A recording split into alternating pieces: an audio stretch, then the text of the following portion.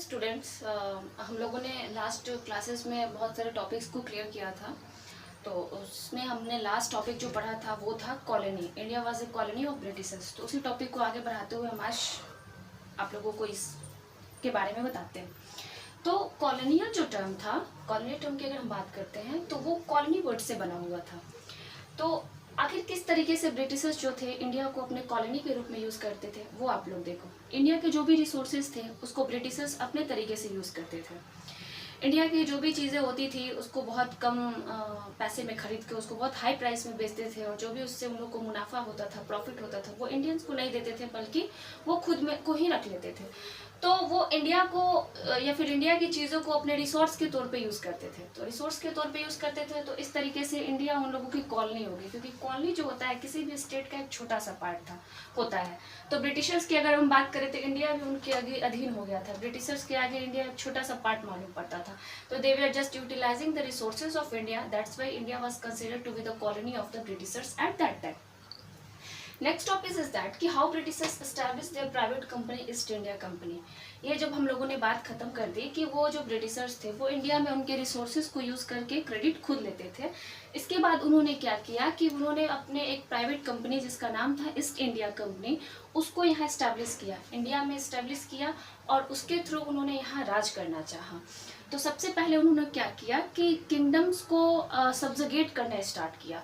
Subjugate करना मतलब अपने अंडर में लेना स्टार्ट किया, क्योंकि उनको पता था कि इंडियंस में जो छोटे छोटे किंगडम्स होते हैं वो आपस में लड़ते झगड़ते रहते हैं। तो धीरे धीरे एक एक करके सारे किंगडम्स के बारे में उन्होंने डीपली पढ़ना स्टार्ट किया, जानने की कोशिश की आखिर इंटरनल पॉलिटिक्स इंडिया में चल क्या रही है। इसके बाद उन लोगों ने धीरे धीरे किंगडम्स को टेक ओवर करना शुरू किया। एक किंगडम्स पे रूल किया, फिर उसको अपने अंडर में ले लिया, फिर उसके बाद दूसरे किंगडम पे रूल किया, उसको अपने अंडर में ले लिया, उसके बाद फिर तीसरे किंगडम पे रूल किया, फिर उसको अपने अंडर में कर लिया।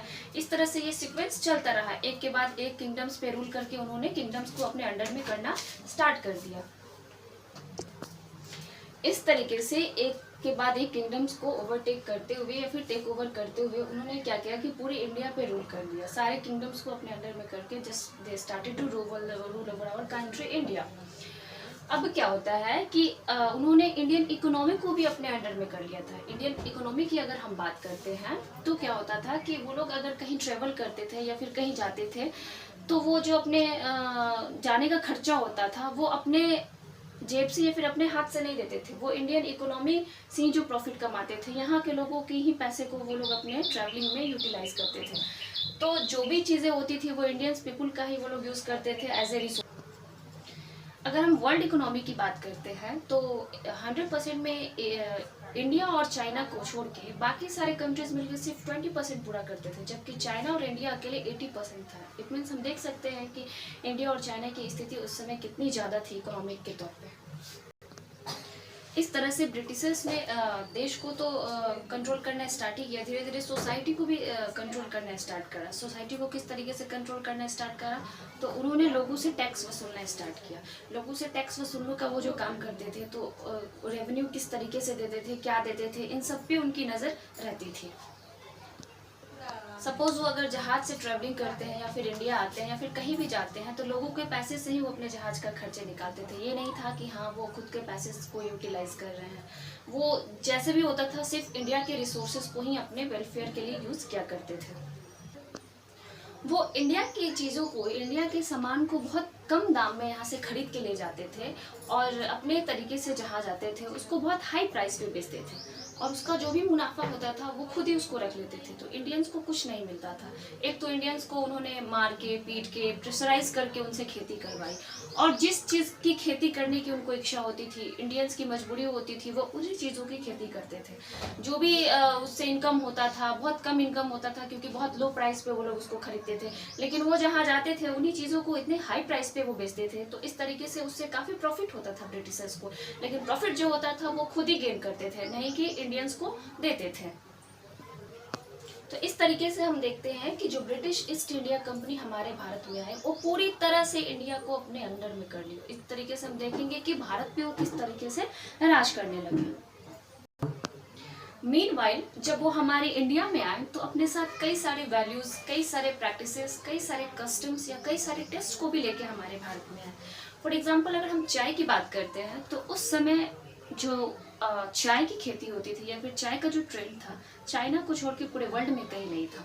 तो ब्रिटिशर्स जब हमारे देश में आए, इंडिया में जब उन्होंने एंटर किया, तो साथ में चाय की जो प्रोसेस होती है या फिर चाय का जो ट्रेंड होता है वो अपने साथ में लेके आए। तब से ही चाय हमारे यहाँ प्रचलित हो गई। बहुत सारे कस्टम्स को, बहुत सारे प्रैक्टिसेस को, बहुत सारे कल्चरल एक्टिविटीज़ को भी वो अपने साथ में लाए। फॉर एग्जाम्पल मैं आपको बताना चाहूँगी कि आज का जनरेशन जो हमारे यहाँ कपड़ा पहनता है, मेल लोगों की अगर हम बात करते हैं तो they use to wear jeans and shirt. लेकिन पहले क्या होता था, हम धोती कुर्ता पहनते थे। हमारे यहाँ के लोग धोती कुर्ता पहनते थे। तो ये चीज़ जो हुआ है, कल्चर जो अडॉप्ट किया गया है, ये उन्हीं लोगों का देन है। उन लोगों ने ही ये चीज़ हमारे यहाँ ला के दिया था कि जींस और शर्ट भी कोई कपड़ा होता है।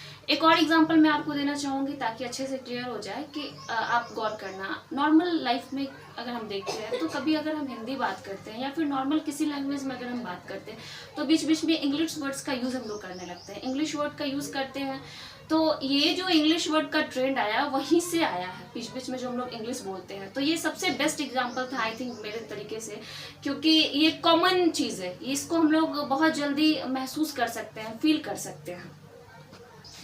तो यही जो रूल ओवर उन्होंने स्टार्ट किया था हमारे कंट्री पे ईस्ट इंडिया कंपनी के थ्रू, या फिर जिस तरीके से उन्होंने पूरे भारत को अपने राज में ले लिया था या फिर अपने अंडर में कर लिया था, या फिर जो भी वैल्यूज़ अपने साथ लेके आए, ट्रेंड और कल्चर्स लेके आए, ये सारा जो चीज़ हुआ इस पीरियड में, इसी पीरियड जो को हम लोग कॉलोनाइजेशन करते हैं। Colonisation means that India become a colony of the Britishers, and जो चीज़ें हम लोगों ने डिस्कस की ये इस कॉलोनाइजेशन का एक पार्ट था। इसके बाद जो हमारा अगला टॉपिक है वो है how do you know. How do you know का मतलब क्या होता है कि आखिर ये सब हमें कैसे पता चला। तो अगर हम ब्रिटिशर्स की बात करते हैं तो ये उन लोगों ने शुरू से ही अपने ट्रेंड में रखा था कि हर चीज़ों का वो रिकॉर्ड रखते थे। रिकॉर्ड क्यों रखते थे कि अगर हम कोई भी काम अगर करने जाते हैं तो पहले से उसके बारे में अगर रिकॉर्ड होता है तो उस काम को करने में इतनी आसानी होती है, वो काम इतना इफेक्टिवली हो जाता है, ये हम लोग भी जानते हैं। तो ये ब्रिटिश लोगों का ये कल्चर बन गया था कि वो लोग किसी भी काम को, पास से रिलेटेड जो भी उनको चीज़ मिलती थी उनको एक रिकॉर्ड के रूप में रखा करते थे। कोई भी इंस्ट्रक्शन हो, एग्रीमेंट हो, पॉलिसी हो, इस तरह की चीज़ों का अगर रिकॉर्ड रहता है तो आज के परिवेश में भी हम देखते हैं तो हमें काफ़ी आसानी होती है कि किसी भी चीज़ को, वो कितना भी पुराना क्यों ना हो, उससे रिलेटेड अगर चीज़ें हमें मिल जाती हैं तो उस विषय से संबंधित काम करने में हमें आसानी मिल जाती है। वो मीम्स बनाते थे, नोटिंग्स बनाते थे, रिपोर्ट्स बनाते थे प्रिजर्व करने के लिए। तो आप सोचोगे कि ये मीम्स क्या होते हैं, नोटिंग्स क्या होते हैं, रिकॉर्ड्स क्या होते हैं। तो this all three are the parts of the grammar you will read. आप लोग इन तीनों चीज़ों के बारे में ग्रामर सेक्शन में आप लोग पढ़ोगे। तो इस तरीके से हम लोगों ने देखा कि ब्रिटिशर्स जो लोग होते थे वो हर चीज़ का एक रिकॉर्ड रखते थे। वो सारी चीज़ों को प्रिजर्व करके रखते थे। जो भी रिकॉर्ड्स उन्हें मिलती थी उन रिकॉर्ड्स को वो लोग संरक्षित करके रखते थे, मतलब एक सुरक्षा कवच की तरह उसको अंदर रखते थे ताकि वो कहीं ख़राब नहीं हो। उन्होंने जो भी लेटर्स लिखे या फिर जो भी लेटर्स उन लोगों के समय के हैं ब्रिटिशर्स के, वो आज भी प्रिजर्व किए हुए हैं, आज भी कहीं ना कहीं उसको प्रिजर्व करके रखा गया है। तो इस तरह से उन्होंने जो रिकॉर्ड्स बनाना शुरू किया, रिकॉर्ड्स रखने शुरू किए, तो इस रिकॉर्ड्स को कहाँ सही तरीके से रखा जाए इसके लिए उन लोगों ने एक रिकॉर्ड रूम बनाया। रिकॉर्ड रूम एक नहीं बनाया, कई सारे जगहों पे कई तरह के रिकॉर्ड रूम को बनाया जहाँ सारे रिकॉर्ड्स को सुरक्षित रखा जाता था। जब सारे रिकॉर्ड्स संभाल कर रखे जाते थे तो टाइम टू टाइम उनकी कॉपी भी होने लगी, उन तमाम रिकॉर्ड्स की कॉपी भी की जाने लगी। और जैसे ही प्रिंटिंग प्रेस का इन्वेंशन हुआ तो समय पे क्या किया जाने लगा कि उसके प्रिंट्स भी निकालने शुरू कर दिए गए। Now the topic comes surveys become important. तो सबसे पहले हम ये जानेंगे कि सर्वे आखिर होता क्या है। तो survey is the proper collection of data about anything is considered to be survey. Survey किसी भी विषय के बारे में प्रॉपर जो डाटा का कलेक्शन होता है उसको किया जाता है, तो कहा जाता है। तो इस तरीके से ब्रिटिशर्स लोगों ने क्या किया कि सर्वे कराना स्टार्ट किया। सर्वे कराना स्टार्ट किया तो इंडियंस के जो भी छोटे छोटे पार्ट्स हैं, इंडिया के जो छोटे छोटे पार्ट्स हैं, उन सारे जगहों का उन लोगों ने सर्वे करना स्टार्ट किया। जिस किंगडम्स में रूल करते थे उस किंगडम के बारे में सर्वे के थ्रू बहुत सारी जानकारियाँ इकट्ठा करते थे, क्योंकि उनका मानना था कि अगर आप किसी के ऊपर रूल ओवर करना चाहते हो या फिर किसी के बारे में अगर आप स्टडी कर रहे हो तो सबसे पहली बात है कि उसके बारे में छोटी से छोटी जानकारियाँ होना बहुत ज़रूरी है। और इसी की वजह से उन लोगों ने पार्ट वाइज करके सर्वे कराना इस पूरे इंडिया में स्टार्ट कराया। उनका ये मानना था कि किसी भी कंट्री को अगर आप प्रॉपर एडमिनिस्ट्रेटर करना चाहते हो तो सबसे पहले अगर उसको कंट्रोल करने की बात आती है तो जितना ज़्यादा हम जानेंगे उतनी ज़्यादा हमें आसानी होगी इस काम को करने में, क्योंकि उनका मानना था कि सर्वे के थ्रू हम ज़्यादा से ज़्यादा इन्फॉर्मेशन, ज़्यादा से ज़्यादा मतलब जानकारी या फिर ज़्यादा से ज़्यादा हमको इन्फॉर्मेशंस मिलेंगे, नॉलेज मिलेंगे।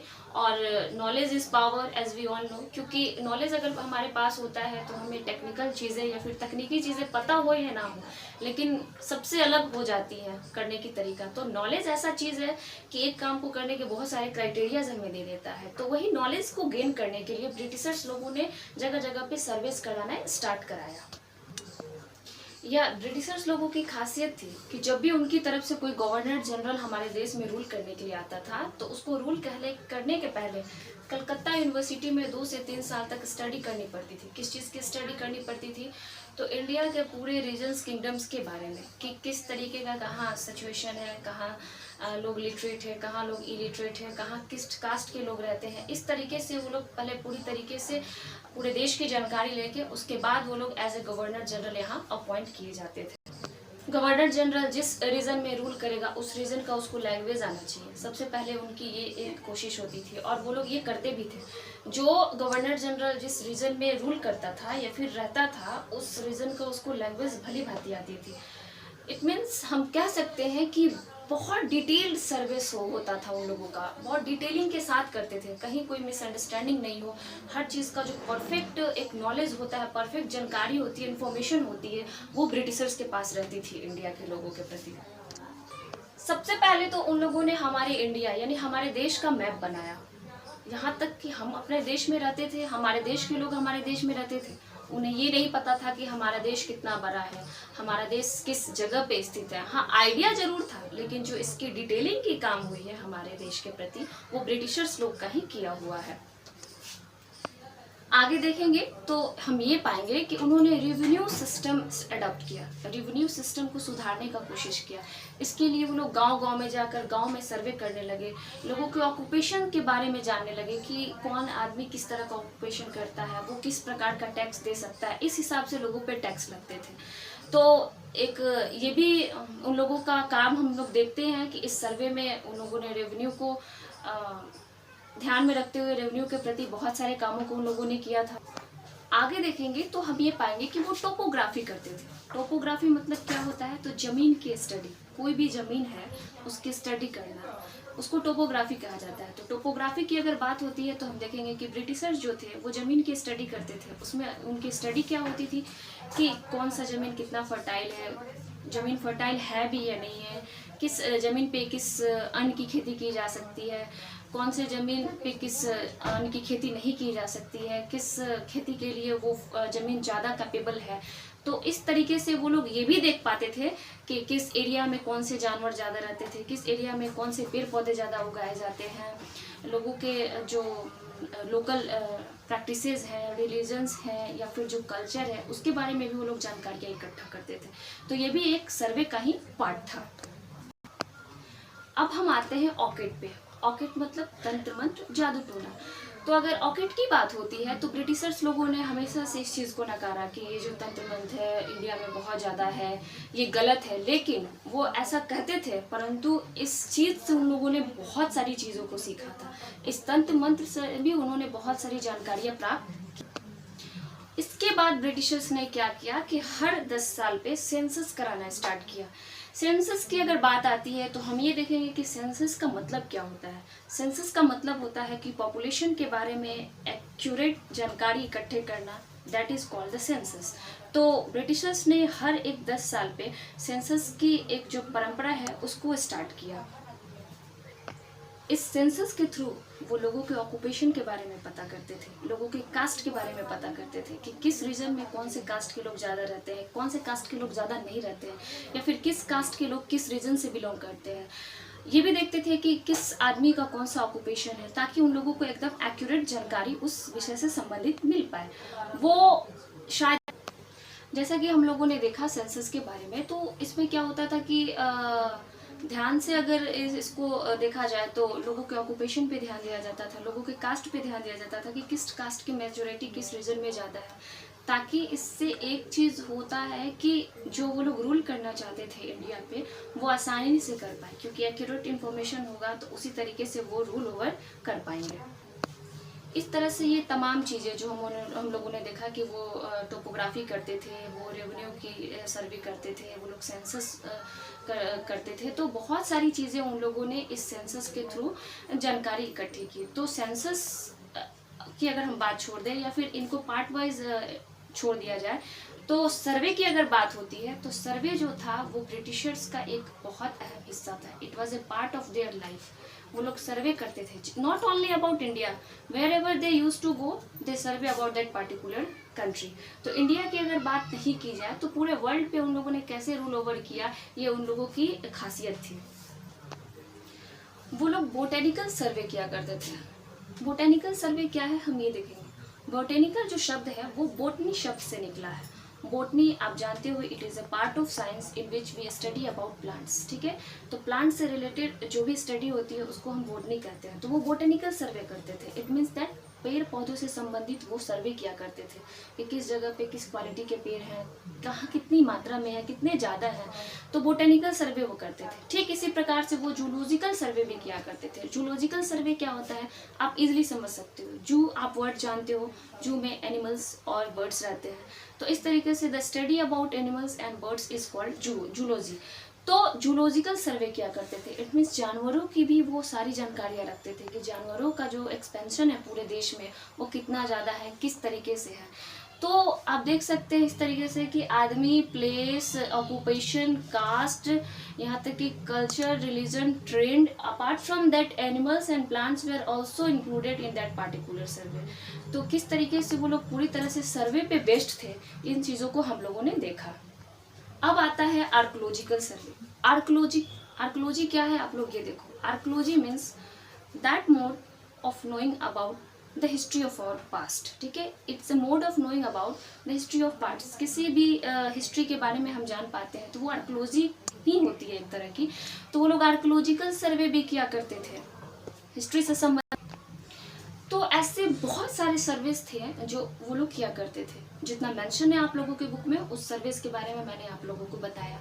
तो सर्वेस वो करते थे, उसके पीछे क्या रीज़न था वो भी मैंने आप लोगों को बताया। एक चीज़ आप और देखो कि सर्वेस करने से उनको एक चीज़ प्राप्त हुई, जो भी जानकारी प्राप्त हुई या फिर जो उनको लगा कि जो नॉलेज पहले से है सर्वेस कर सकते हैं, तो उसमें हम लोग और भी चीज़ें ऐड करके उस नॉलेज को और भी बढ़ा सकते हैं। इट मीन्स जो पहले से एग्जिस्टिंग नॉलेज है उसको हम लोग और भी ब्रॉड इस सर्विस के थ्रू कर सकते हैं। इस दौरान उन लोगों ने कई सारे और भी चीज़ें की, जैसे कि हमारे इंडिया की जो साइंस थी उस साइंस को भी उन्होंने समझने की कोशिश की। जो हमारे यहाँ के वैद्य होते हैं जो जड़ी बूटी से इलाज करते थे, उन वैद्य के बारे में भी उन लोगों ने सर्वे किया, उन लोगों के बारे में इंफॉर्मेशन इकट्ठे किए कि आखिर वैद्य जो होते हैं वो किस तरीके से लोगों के ट्रीटमेंट करते हैं। यहाँ की साइंस उन्होंने देखा है। दूसरी बात, एक खास चीज़ क्या कि उन्होंने वेद और पुराण को भी बड़ा ध्यान से पढ़ा था। हमारे यहाँ का वेद और पुराण का इतिहास रहा है, हम इंडियंस ने जितना डीपली और जितना इंटरनली वेद को नहीं पढ़ा है उससे कहीं ज़्यादा ब्रिटिशर्स ने इन वेद को पढ़ा है। तो इस तरीके से देखा जाए तो उन्होंने माइन्यूटली एक एक विषय पर जो हमारे इंडिया से संबंधित थी हर चीज़ों को बड़ी बारीकी के साथ पढ़ा था, और यही कारण था कि उन्हें बहुत ज़्यादा नॉलेज गेन हो गया। और ये कहा गया है हमारे इतिहास में, या फिर बहुत पुरानी कहावत है कि knowledge is power. Yes, knowledge में जो होता है पावर बहुत ज़्यादा होती है। तो वो इस नॉलेज को गेन करने के बाद बहुत ज़्यादा पावरफुल हो गया। नॉट ओनली इंडिया, अब उन्होंने धीरे धीरे वर्ल्ड के और कंट्रीज में भी रूल ओवर करना स्टार्ट कर दिया। उनकी एक खासियत और थी कि उनके में किसी भी चीज़ को जानने की क्यूरियोसिटी बहुत ज़्यादा थी। तो किसी भी चीज़ को जानने की अलग ललक होती है ना, तो उस चीज़ को हम लोग ज़्यादा से ज़्यादा अच्छे तरीके से जान पाते हैं। तो उन लोगों के अंदर किसी भी चीज़ को जानने की क्यूरियोसिटी बहुत ज़्यादा थी। तो इस वजह से क्या हुआ था कि वो हर जगह लीड करते चले गए, क्योंकि उनके पास इंफॉर्मेशन स्टडीज़ इतनी ज़्यादा थी कि वो किसी भी लोगों को कैसे भी तरह से समझा बुझा के अपने अंडर में कर लेते थे। कोई भी सब्जेक्ट हो, मैथ्स हो, आर्ट्स हो, एस्ट्रोलॉजी हो, एस्ट्रोनॉमी हो, उन सबसे रिलेटेड वो लोग स्टडी किया करते थे। मैथ्स और आर्ट्स तो आप लोग इजीली जानते हो वो क्या है। अगर हम बात एस्ट्रोनॉमी की करते हैं तो astronomy is the study of stars and planets. Astronomy जो होता है वो हेवनली बॉडीज की जो स्टडीज हम लोग कहते हैं उनको एस्ट्रोलॉजी कहा जाता है, सॉरी वो एस्ट्रोनॉमी होती है। एस्ट्रोलॉजी की अगर हम बात करते हैं तो एस्ट्रोलॉजी क्या होता है कि तारे या फिर ग्रहों को आधार मानकर किसी विशेष व्यक्ति के बारे में फ्यूचर को प्रेडिक्ट करना एस्ट्रोलॉजी कहा जाता है। मीन्स उनको बेस मान के किसी के फ्यूचर के बारे में अनुमान लगाना कि आपके फ्यूचर में क्या होने वाला है, उस स्टडी को एस्ट्रोलॉजी कहा जाता है। तो यहाँ दो वर्ड क्लियर हो गए, एस्ट्रोलॉजी और एस्ट्रोनॉमी। मैथ्स और आर्ट्स आप लोग बखूबी जानते हो। तो ये जो सब्जेक्ट्स थी, इन सब्जेक्ट्स पे भी उन लोगों ने स्टडी करना शुरू कर दिया, ज़्यादा से ज़्यादा जानकारी प्राप्त करनी शुरू कर दी, ज़्यादा से ज़्यादा नॉलेज गेन करना स्टार्ट कर दिया। एंड ये कारण था कि वो मोर एंड मोर पावरफुल होते चलेगा। इस तरीके से जो ब्रिटिशर्स थे, not only arts, not only science, they also use to study about medicine. और ये जो सबसे खासियत थी उनकी कि सिर्फ इंडिया में ही नहीं, इंडिया जैसे वो कई सारे और भी देश थे जिसके ऊपर वो रूल किया करते थे। तो बहुत सारी सब्जेक्ट के बारे में उन लोगों ने जानकारी ली और जहाँ से उनको जिस तरह की जानकारी मिल सकती थी वो कभी उसमें पीछे नहीं हटते थे, किसी ना किसी तरीके से वहाँ से वो इन्फॉर्मेशन गेन कर ही लेते थे। लोकल लेवल्स पे लोगों से मिलते थे तो उन लोगों को बोलते थे कि तुम लोग बहुत चीप हो, तुम्हारी स्टैंडर्ड ऑफ लिविंग अच्छी नहीं है, तुम्हारा सिविलाइजेशन जो है वो यूरोपियन सिविलाइजेशन के कंपैरिजन में बहुत लोअर लेवल ऑफ सिविलाइजेशन है। उन लोगों ने ही हमें बोला था कि Indian civilisation is a very low level of civilisation in comparison to that of European civilisation. इस तरीके से पूरे वर्ल्ड की नॉलेज उनके पास आ गई, पूरे वर्ल्ड के बारे में उन लोगों ने इंफॉर्मेशंस या फिर नॉलेज गेन कर लिया। अब इतनी ज़्यादा उन लोगों के पास शिक्षा हो गई कि वो द मोस्ट पावरफुल बन के उभर गए। जब मोस्ट पावरफुल उभरे तो उन लोगों ने क्या किया कि रूल ओवर करना स्टार्ट किया। और यही कारण है कि उन लोगों के कई सारे कल्चर्स और ट्रेंड बहुत सारे कंट्रीज आज भी फॉलो करते हैं। हमारे यहाँ जो ये शिक्षा पद्धति आज प्रचलित है, जो एजुकेशन पैटर्न हम लोग यूज़ करते हैं, वो उन लोगों का ही पैटर्न है। उन्हीं लोग के पैटर्न को आज हम अपने कॉमन लाइफ में यूज़ करते हैं। जो हम लोग स्कूल्स में या फिर कॉलेज में या फिर कहीं भी इंस्टीट्यूशंस में जो पढ़ाई का पैटर्न एडॉप्ट किए हुए हैं या फिर जो भी पढ़ते हैं वो ब्रिटिशर्स का ही देन है। अब हम नेक्स्ट टॉपिक देखेंगे कि what official records do not tell. Official records ऐसी कौन सी चीज़ें हैं जिसके बारे में हमें जानकारी नहीं देते हैं। तो अभी तक हम लोगों ने ये देखा था कि ऑफिशियल रिकॉर्ड्स हमें हर तरह की छोटी छोटी जानकारी देते हैं, लेकिन ऐसी कौन सी चीज़ें हैं जिसके बारे में ऑफिशियल रिकॉर्ड्स के थ्रू हमें जानकारी नहीं प्राप्त होती है, इस टॉपिक में हम लोग देखेंगे। तो सबसे पहली बात कि हम ये जानते हैं कि ऑफिशियल रिकॉर्ड्स के थ्रू हमें ये पता चलता है कि जो ऑफिशियल्स होते हैं वो क्या सोचते हैं या फिर जो ऑफिशियल्स होते हैं वो किस तरीके का काम करते हैं।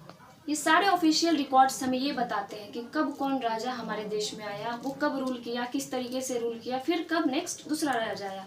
ठीक उसी प्रकार से कब कौन गवर्नर जनरल आया, उसने कौन कौन से काम को किए, फिर दूसरा गवर्नर जनरल कौन आया। लेकिन सबसे मेन मुद्दा जो हम लोगों ने यहाँ देखा कि ये कौन सी ऐसी चीज़ें हैं जिसके बारे में इस रिकॉर्ड्स में मेंशन नहीं की जाती है, वो है यहाँ आम आदमी की ज़िंदगी। आपके चैप्टर के स्टार्ट में हम लोगों ने डिस्कस किया था कि एक समय ऐसा आया था जहाँ सिर्फ और सिर्फ गवर्नर जनरल्स और किंग्स की बात की जाती थी। तो वहाँ और भी बहुत सारी चीज़ थी सोसाइटी में जो कि lower level of people face कर रहे थे, लेकिन उनके बारे में कहीं कोई चर्चा नहीं होती थी। तो ठीक इसी तरीके से ऑफिशियल रिकॉर्ड्स में भी उनकी कोई चर्चा नहीं है। इसके लिए हमें यहाँ से कहीं और जाना होगा इन्फॉर्मेशन के लिए। जैसे कि उस समय कोई होगा, वो अपनी डायरी लिखा हो या फिर उसने कोई बुक लिखा हो, तो उसकी बुक्स को या फिर उसकी डायरी को पढ़कर उसके बारे में हम इन्फॉर्मेशन ले सकते हैं। लेकिन इन ऑफिशियल रिकॉर्ड्स में उन चीज़ों की किसी प्रकार की कोई भी जानकारी उपलब्ध नहीं है। जो पिलग्रिम्स थे यानी कि तीर्थयात्री हैं, उनके अकाउंट से भी हम लोग बहुत सारी चीज़ों को जान पाते हैं। कैसे? क्योंकि अगर हम पिलग्रिम तीर्थ ये मतलब धाम की बात करते हैं तो एक तीर्थ धाम जिसकी हम बद्रीनाथ है जो कि हमारे पूरी तरीके से नॉर्थ में पड़ता है, दूसरा है रामेश्वरम, वो पूरी तरीके से साउथ में पड़ता है। तो यहाँ आप ध्यान से देखो कि एक किसी को नॉर्थ से सीधे साउथ में ट्रेवल करना होता था तो उस टाइम आज की तरह फ्लाइट्स नहीं होती थी कि आराम से हम कहीं भी इस जगह से उस जगह मूव कर सकते हैं। और अगर हम ट्रेन की बात करते हैं तो ट्रेन भी बहुत लोग अफोर्ड नहीं कर पाता था। तो जो भी मीन्स ऑफ ट्रांसपोर्ट होता था उस ट्रांसपोर्ट का यूज़ करके वो लोग जाते तो थे, लेकिन ये जो जाने की प्रक्रिया थी इतनी लंबी हो जाती थी कि बहुत ज़्यादा समय लग जाता था उसमें। तो ये जब यात्रा चलती रहती थी तो उसमें कई तरह के लोगों से उनका मिलना जुलना होता था। अपने वो लोग जो इन्फॉर्मेशन या फिर अपनी कल्चर्स उसको शेयर करते थे सामने वाले को, वो अपना कल्चर्स इन लोगों से शेयर किया करता। इस तरीके से क्या होता था कि बहुत सारी जानकारियों का आदान प्रदान होता था, बहुत सारी जानकारी एकत्रित की जाती थी। लोग एक दूसरे के कल्चर के बारे में, ट्रेंड के बारे में भी जान पाते थे। और सबसे खास बात यह थी कि उस समय हम आज की तरह मोबाइल फ़ोन नहीं हुआ करता था कि हम अगर कहीं सफ़र में हैं तो आराम से अपने फ़ोन को यूज़ कर रहे हैं और खुद में बिजी हैं। पहले बात करना ही लोगों के इंटरटेनमेंट का सबसे बड़ा साधन हुआ करता था। तो इस तरीके से पिलग्रिम्स जो लोग होते थे उनके अकाउंट से भी हम लोग बहुत सारी चीज़ों के बारे में इंफॉर्मेशन इकट्ठा कर पाते। तो जो तीर्थ यात्री होते थे अक्सर अपने तीर्थ के बारे में कुछ ना कुछ लिखते थे, तो इस तरीके से वहाँ से संबंधित जानकारी हमें मिल जाती थी। अगर हम ट्रैवलर्स की बात करें तो वो भी अपने ट्रैवलिंग की जो हिस्ट्री होती है उसमें कई चीज़ों को लिखते हैं, तो उसके थ्रू भी हमें थोड़ी बहुत जानकारी उस विषय से संबंधित मिल जाती है। अब आता है टर्म बायोग्राफी एंड ऑटोबायोग्राफी। तो सबसे पहले हम देखेंगे कि ऑटोबायोग्राफी क्या होता है। जब कोई भी पर्सन, कोई भी आदमी अपने हिस्ट्री के बारे में बुक लिखता है या अपने बारे में कोई बुक लिखता है, अपने बारे में इंफॉर्मेशंस लोगों को देता है, that is called autobiography. And when अगर दूसरे की बात होती है, दूसरे किसी के बारे में बुक्स लिखता है, दूसरे जैसे किसी राइटर के बारे में हम लिखते हैं, किसी पोएट के बारे में लिखते हैं, तो वो बायोग्राफी हो जाती है। और वही चीज़ अगर हम अपने बारे में खुद कोई बुक लिखते हैं, अपना कोई मेमोरी या फिर अपना हिस्ट्री किसी बुक के थ्रू समझाते हैं या फिर किसी बुक में लिखते हैं, तो वो ऑटोबायोग्राफी हो जाती है। तो बेसिक डिफरेंस ऑटोबायोग्राफी और बायोग्राफी में यही क्या होती थी कि आम लोगों की जो फीलिंग्स होती थी ना, आम लोगों के बारे में जो जानकारी होती थी वो न्यूज़पेपर्स के थ्रू पता चलती थी। न्यूज़पेपर के थ्रू ही क्यों? क्योंकि सबसे पहली बात उस टाइम मोबाइल फ़ोन्स नहीं हुआ करते थे। मोबाइल फ़ोन नहीं हुआ करते थे तो न्यूज़पेपर्स जो होते थे, क्योंकि ब्रिटिशर्स जो आए हमारे देश में तो अपने साथ न्यूज़पेपर्स को लाए। उनके आने के बाद हमारे यहाँ न्यूज़पेपर छपने का ट्रेंड स्टार्ट हो गया। तो कुछ लीडर्स, पॉलिटिकल लीडर्स या फिर ऐसे भी जो लीडर्स थे या फिर रिफॉर्मर्स थे, वो क्या करते थे कि अपना न्यूज़ छपवाते थे। एग्जाम्पल हम बाल गंगाधर तिलक की बात करते हैं या फिर बहुत सारे ऐसे लीडर्स भी थे। वो क्या करते थे कि देश में किसी चीज़, किसी मुद्दा के लिए लड़ाई लड़नी है अंग्रेजों के खिलाफ या फिर किसी भी खिलाफ, तो लड़ाई लड़ने के लिए लोग आगे आए, वो बहुत अच्छी बात है, लेकिन लोग को पहले पता तो चले कि लड़ाई किस विषय पे लड़नी है, किस कारण से लड़नी है। तो इन सारी चीज़ों को एक आवाज़ उठा के वो लोग पेपर में एक कोटेशन पब्लिश करवा देते थे, ताकि आम जन के पास ये जो इन्फॉर्मेशन है, ये जो जानकारी है, आसानी से पहुंच सके।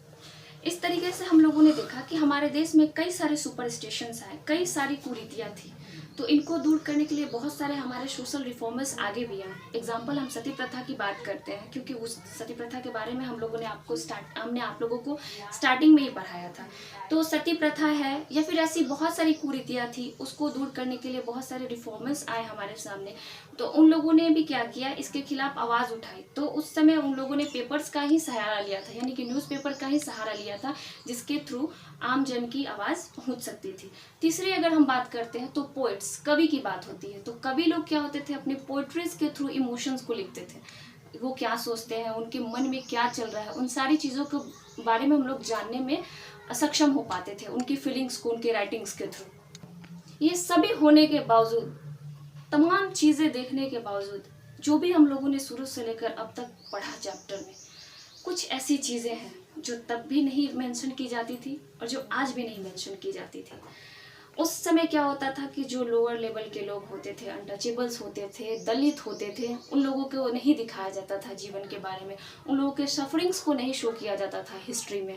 और आज क्या है, आज तो हम बहुत डेवलप हो चुके हैं, काफ़ी ज़्यादा टेक्निकली भी देखो तो हम लोग बहुत ब्रॉड हो चुके हैं, तो देश इतना आगे जा रहा है। लेकिन अगर हम आदिवासी लोगों को अगर एग्जाम्पल के तौर पे लें तो आज भी वो लोग किस तरीके से जीते हैं, खाते हैं, किसी को कोई लेना देना नहीं है। और अगर आज हमारे पास इक्विपमेंट्स है, टेक्नोलॉजी है भी, तो हमारे पास टाइम नहीं है, सबसे बड़ी प्रॉब्लम है।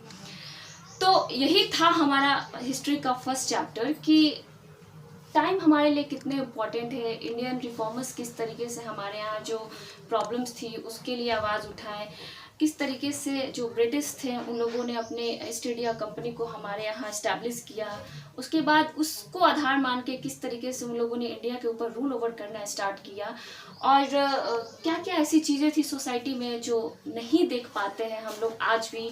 उसके बाद ऑफिशियल रिकॉर्ड्स किस तरीके से, सर्वेज हमारे लिए कितने इम्पोर्टेंट है, ये ब्रिटिशर्स लोग के माध्यम से ही हम लोगों ने चैप्टर फर्स्ट में पढ़ा था।